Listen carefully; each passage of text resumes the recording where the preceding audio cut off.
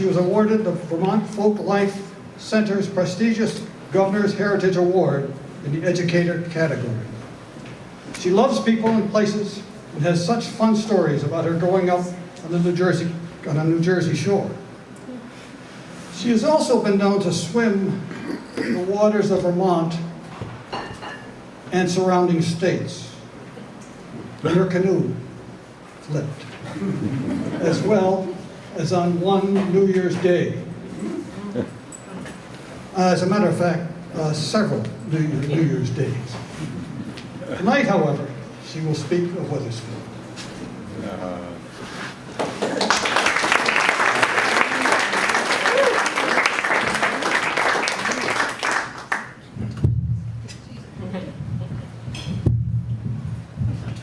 As you can tell, I don't do this much. Okay. Yes, I'm going to talk about Wethersfield, and I'm going to talk a little bit, just little short stories, because so many of my things come from school, because I spent so much time there, and those were my best times. And the kids always make you laugh. Can you all hear me all right? Yeah, you're fine. And some of the funniest things, when I see Stephen there, I think about Grecian. And the kids always say, how old are you? How old are you? And I don't know, maybe I said 35. And Grecian looked at me and said, my dad's 35, and you look a lot older than he does. And then I brought a boy home I'd worked with after school, and his mom came and picked him up. And the little sister, she was 4 or 5, came trotting up the walk. And I said, hi, are you Mary? And she said, yeah. I said, she said to me, are you Mrs. Winberg? I said, yes, I am. She said, I didn't know you looked like that. It was so funny. They're so honest. And every year, or many years, I would start out my class reading Stone Fox. And if you haven't read that book, you should. It's just a wonderful story. And in it, this little boy, little Willie, is being raised by his grandfather on a potato farm. And the grandfather's a real joker. And one day he was out in the field, and he had dressed up as the Scarecrow. And he was there for several hours before little Willie caught on that it was grandfather out there. So I related the story about my grandfather. And I always try to get them to connect characters and what they read to themselves or people they know. And in this case, I would say your grandfather. And I told them the story about my papa, who had this corner store in Ocean City, New Jersey. And back then, when you went trick-or-treating, it was a big deal to get some penny candy or maybe an apple. And you never went to houses you didn't know the people, of course. And we lived in the country, so a mother or father had to drive us around. So Ronnie's mother drove us around, and we got some things. And then one of them said, let's go over to Ginger's grandfather's. He has a store and a candy, counter. So Mrs. Moyer said, okay. So it was a 15, 20-minute ride over the bridge, and we go in there, and Pop-Up sees us, and there are some customers, but no other kids. So Pop-Up guesses who I am, and I introduce him to my friends, and they were all looking at the candy bars, Pop-Up reaches over to the big display he has, the 5-pound chocolates. And our eyes are like saucers. And he proceeds to take one box and put them in each of our bags. And we're going crazy. And we tear out of the store and we pile into the car, and we're talking 100 miles an hour.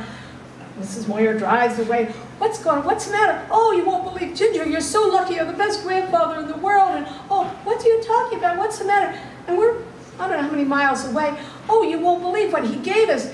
And she pulls her box of chocolates out to show Mrs. Moyer. And they were all empty. The display boxes. That Pop-Up laugh for days. That was just such a great joke. And I remember coming to Vermont, and of course, New Jersey is the garden state, so we do know how to grow vegetables and things. But we didn't know anything about animals, I have to say. And we were here about 4 weeks, and we got our first pair of pigs. And 2 doors over was another family who come up from Cherry Hill, New Jersey, They knew even less than we did.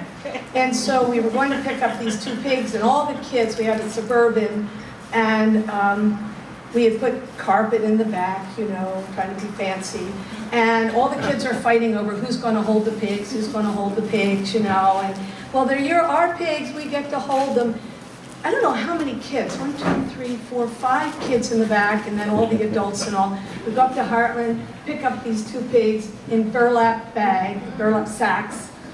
We weren't a half a mile south of Heartland when nobody wanted to hold those pigs because it was coming right through the burlap, and they're all going, oh! These kids from South Jersey that didn't know what was happening. And the same family, we were, Mr. Pike was in the hospital, and it just happened to be the day that our little dog killed one of our turkeys. Didn't do anything really bad, but it was dead. So Jim, I mean, it wasn't bad. So he plucked it and everything like that, and we thought we had done pretty well. And Joanne Pike said, you know what? I must have been working, because she said, I'll put the turkey in the oven, I'll stuff it and all like that. And I said, we'll eat dinner at our house, then you go over and see your husband, I'll take care of your kids.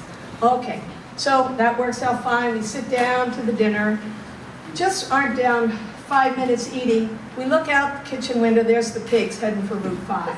So the pigs had gotten out, they always did, they pushed the truck against the electric fence and shorted it out. And we all head out, gather up the pigs, you know, and finally get them back in, and we're washing up our hands, and Jim's looking over where Joanne had cut the turkey, and he said, wow, that stuffing is really dry. And I said, Jim, I said, she's nice enough to do the dinner for us, you know, and she comes over, she goes, what's the matter? And I said, well, no, it's okay. He said, just, you know, he thought the stuffing was a little dry there. She said, that's not the stuffing. We'd never taken the crop out. That was the turkey's last meal. All there. That wasn't so good. That wasn't so good at all. But anyway, I just wanted to close with one thing that I always remember. We had lived here, just a few weeks. We had no clue what we were in for. And we didn't know anybody. And Jim had met a couple guys. He worked at Stacy's Fuel and Lumber in Windsor. And we're sitting there having breakfast Sunday morning, and in come 2 pickup trucks. We had a wood stove. We never even worked a wood stove before. We knew we needed to put wood in it. That was about it, because we had no wood. And we had no other way to heat. And I guess Jim must have mentioned this when he was working. And he was sitting there having breakfast, and in come 2 pickup trucks loaded with cut-up wood. And it was Bob Parker and Ronnie Vazina from West Windsor and Windsor. And they stayed the whole day and split the wood with Jim. And we just have found the people up here to be so wonderful. And I agree with Carolyn. I loved Beasley's Point where I lived before, but Weathersfield is by far the best place that you could be, that you could raise children. So thank you.